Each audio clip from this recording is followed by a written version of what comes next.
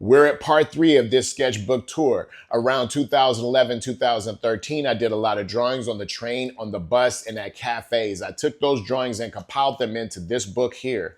What we're gonna do is we're gonna go through drawing by drawing, and not only am I gonna show you the drawings, but I'm going to explain to you a lot of my secrets, how I did them. Let's jump in. And this image here, there is a magic in her eyes that I absolutely love. Um, just the way I did her eyes. And actually the whole face. If you look at these lips, the teeth, these little teeth here, and then these little teeth over here, all of these things contribute, along with her nose, really contribute in an animation and an energy that brings this character to life. I really love this image. I also like the way that I did the fur. She had a jacket that had fur on the hood, like a snow jacket or something like that. I guess it was during the winter time in 2011. But yeah, and also her eyebrows. The eyebrows are really nice here. I really like the way they came out because this was, again, a time when I'm drawing the lines, the hair. I'm drawing hair that comes out of the skin in the direction that it comes out of the skin. And so I didn't just color in the eyebrows or scratch it in. I actually drew the hair and the lines that in the direction that it was growing out. Now, another thing that I really like is the subtle eyelashes. Now, a lot of us, we used to draw eyelashes and we would just, put lines there, right? But one thing I realized about eyelashes, if you look at anyone later on today, after you watch this video, you go and look at someone, or you look at somebody right now, you'll notice that you barely see their eyelashes unless they have artificial eyelashes, or if they just have naturally thick eyelashes, which some people do. But most people have kind of, medium grade eyelashes where you do see the strands of the eyelashes, but it's not so pronounced. It's not something that you focus on when you look at a person's face. And so to be able to draw her eyelashes in this way and actually darken the top of the eyelid, it really does give energy to these eyes and makes them real. I mean, she looks like she is literally talking, like I could hear her talking right now, right? So that's another thing I love about this drawing. Now, here we have this zipper. Remember I told you I love to draw zippers? The thing about zippers I think that I like is that just like hands in drawings, when you look at drawings and you look at the hands of people, the zippers really adds a lot of energy and character to the clothing. Zippers and buttons and wrinkles in the fabric. So if you just draw a shirt and you don't draw the folds in the fabric, then that's one thing. But if you add the folds in the fabric, if you add the stripes, or if you add whatever characteristics, buttons or such, in the clothing, now the clothing takes on a different energy and it starts to become more believable. This guy here is pretty cool. One thing I do like about this drawing is the wrinkles in his face. They're very subtle, but you can definitely tell also by the way his lips are. You could tell that he's older. And then I also tried to suggest some of the wrinkles in the eyes without going too harsh. Again, and then the wrinkles here. So these little wrinkles, there's a subtle suggestion of wrinkles in the eyes. You can't really tell, but also the way his mouth is propped, the way his lips are pressed up against his upper lip as if maybe he had dentures or something like that. Those kinds of telltale signs let you know a person's age, and I've always been fascinated with that type of stuff. Wanted to turn on some more light here just to make it a little bit brighter. But yeah, and then also the moles in the face, these little dots, these little moles, these are really cool. Now, if you notice, you may not have noticed here, but there are stitches in this fabric, these stitches here, which really bring this cap to life and sell the idea that these are different panels of fabric that are stitched together. That sort of thing really helps bring all these little subtle details really bring your drawings to life. It's not necessarily the big things that animate your drawing and bring it to light. A lot of times it's the subtle things that you did not have to do. Like, for instance, let me get a better pointer here. Like this here, these little stitches here, this is really good. These little stitches here, This type of stuff, and these, and then again the zipper, and then you have very subtle lines here, these very subtle lines. So all these different things really bring the drawing to life, and these are things that you could try in your own drawings. Okay, so if I were to do a demonstration of this, let's just draw this area here. We're going to draw this hat.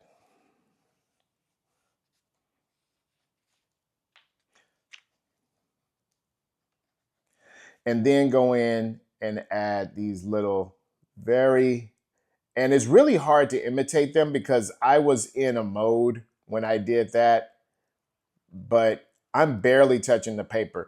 And the reason why is because if I go harder and do like this, now that brings a lot of attention to, you see how that brings a lot of attention to this here. Whereas this right here, you wouldn't have noticed it unless I pointed out the fact that there are these very, very faint stitches. This is Ruth Smith. So Ruth is the lady who was on the cover, and I drew her when she was doing her lesson. I actually went to her house. This is her signature. I had her sign it. She is the late Ruth Smith, now rest in peace. I drew her while she was working on an assignment that I gave her. And this is something that I typically do with my students is I have them work on an assignment and then I'll draw them. Sometimes they're drawing me while I'm drawing them. But in this case, she was probably working on a painting or a drawing or some sort of assignment that I gave her. And the reason I zoomed in on this picture is because I'm trying to show these very subtle lines here that show the direction of the skin. Let me get a different pointer before I actually put some marks on this book, or put more marks. I have so many marks that I put in this book.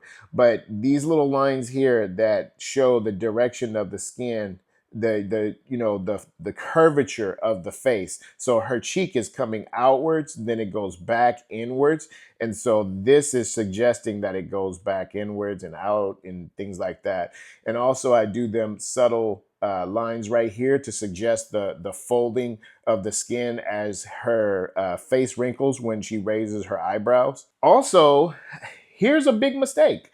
I think maybe, I don't know if I started out here. I don't know if this was the beginning or if this was the beginning, but it looks like one of them I meant to either make her lips out here or make them in here. But you see that there's two lines here.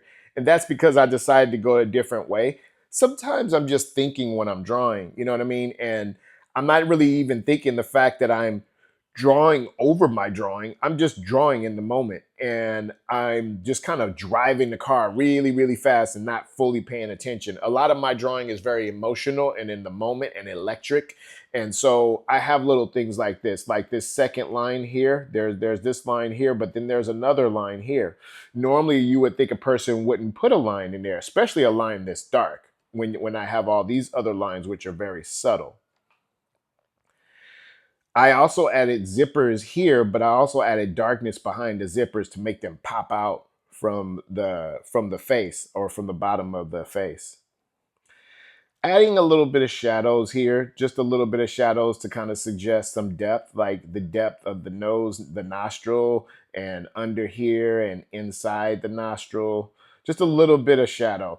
I don't go too crazy with shadows because I find that shadows take away from the other things that I want the viewer to look at, which are like lines like these. This is actually my favorite part of the drawing.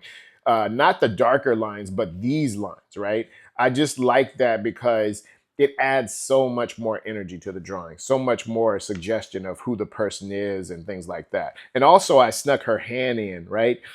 Putting hands in a drawing will bring so much more energy to your drawing than if you just draw a person's head or draw their body. Even if their hands are hidden, if you're asking a person to pose, if you have the ability to get them to pose, or if you have the ability to position yourself to draw them, I would draw them showing their hands, because the hands actually add expression. It kind of tells you, how when people talk, they talk like this and this, that, and the other. That's because we talk with our hands a lot of times and we express. Rappers tend to do this a lot, like, when we rap.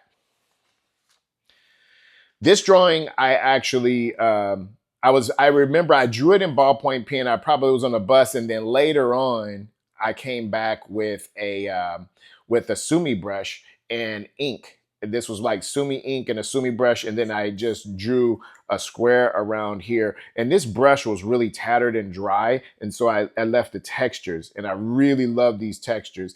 Then I think I covered up the drawing, and then I took a bottle full of ink, and then I sprayed it onto the paper. But the bottle, if you don't have the right type of spray nozzle, ink will dry up and clog up the spray nozzle a little bit. So that's why you get these little spots. It wasn't coming out so smooth. And I thought that that was cool.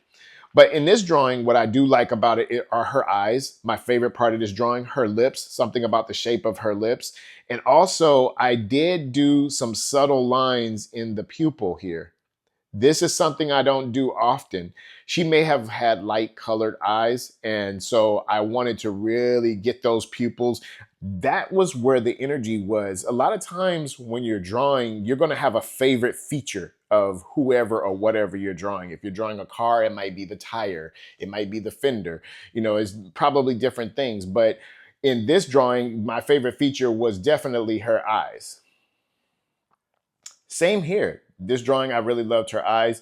Really nice eyes. Her eyes were really lazy like. I don't think this person was looking at me. I think they were looking near me, and I drew them like that. And she probably didn't even know that I was drawing her. So this is a drawing where I mixed different mediums with my acrylic paints. So I probably mixed varnish or acrylic matte medium with the acrylic paint. And then I believe I used a very textured brush, like one of those brushes you would get from Home Depot, painter's brush, but it's like the little small painter's brush. I'll show a picture of it.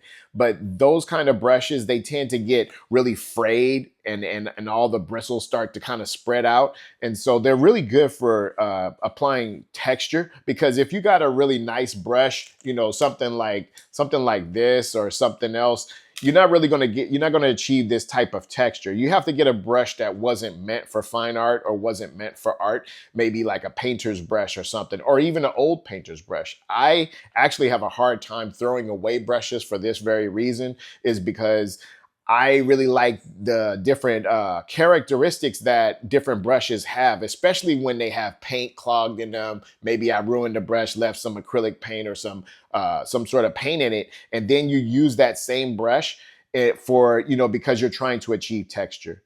So if you look closely here, you can see all the brush strokes. You can see the direction of the brush strokes, and that is pretty cool. Another thing I really like about this drawing is that I only painted in this middle area here. I was just really just experimenting around to see what it would look like. Most of my drawings are really just experiment.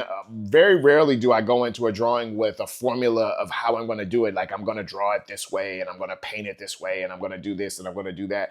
90% of the time, I literally just go to a blank piece of paper. I have no idea what's about to happen, and I just go for it, right? And that's what I recommend for you. Just have fun. That's what little kids do. They just go for it. You know what I mean? This drawing is really cool. I like this watch. I really like this watch. I like that I drew the little circle thing at the top of the watch. I don't know what that's called, but the thing that you twist to set the time on the watch. But this guy, he looks like he's just kind of like chilling, just kind of waiting at the bus stop or something like that. I'm not sure where he was, but I really do like this subtle shading that I added to this drawing. Again, this pen that I use, the ballpoint pen that I use, this Bic Velocity 1.6, and I also use another pen, a Papermate Profile. And these pens, this is a 1.6. I believe the Papermate Profile is a 1.4, but they put out a lot of ink. And when you make a stroke and then you rub it, it's easy to get these smudges. And so around this time, I was doing a lot of this smudgy type work. And the cool thing about it is the way it looks with the smudges, but the downside of it is that I end up rubbing off my fingerprints because I'm just like rubbing for a long time. And a lot of times when I'm in a drawing session, I'm doing multiple drawings, and so I'm just rubbing and rubbing and rubbing and rubbing. And I've actually had a case where I was almost bleeding in my finger because I was just rubbing so much, on these drawings. This guy was on AC Transit in Oakland. I remember doing this drawing. He was sitting right next to me and he had no idea that I was drawing him. This was definitely a success because, again, this guy had no idea that I was drawing him and I was able to pull it off. I literally was sitting right next to him with my sketchbook and I forget how I was positioned, but that was one of the things for me being able to draw people without them knowing is like a huge challenge for me. And so I always like to play around with trying to figure out how can I draw this person without them knowing? Because if they don't know, then they won't start asking questions. They won't look at me. It won't stop my flow. And I'm able to just keep coasting along with the drawing. But anyway, let's look at the details here.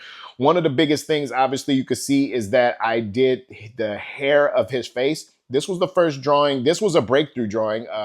Okay, every now and then I come with a breakthrough drawing where I do something new that I haven't done before and it works. And in this one, I decided to go really meditative with drawing the hair that came out of his skin. And I really took the time to look at how it was growing. So if you notice this direction, it grows in this direction. It's going around like that. It comes out of the face and goes down and around, comes down and around.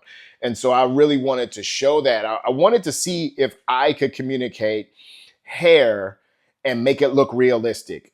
A lot of during this time period, it was really the biggest challenge for me to see how hyper real I can make these drawings. How humanly real can you make a drawing on the spot? Now, there's people who do hyper realistic drawings and they take 20, 30, 40, 50 hours or whatever, work on it.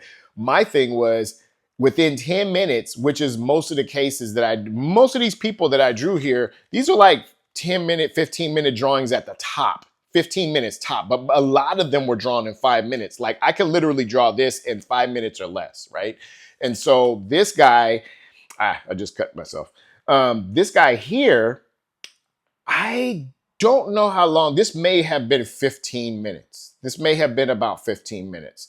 And I know it wasn't 20 minutes because again, when you're sitting right next to someone, they're going to eventually turn to you if you're kind of looking at them. So I only have a certain amount of time. So what happens is when you're drawing someone, right? And they feel like you may be looking at them. Most people wait about 5 or 10 minutes before they look over at you because the minute they get the thought that they're probably being looked at, they don't look immediately.